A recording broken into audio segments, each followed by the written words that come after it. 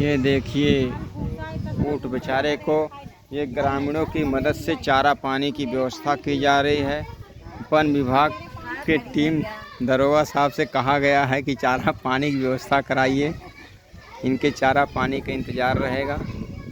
बाकी ग्रामीण लोग जहाँ तक हो रहा है भूसा पानी चारा की व्यवस्था कर दे रहे हैं और ये इसका है।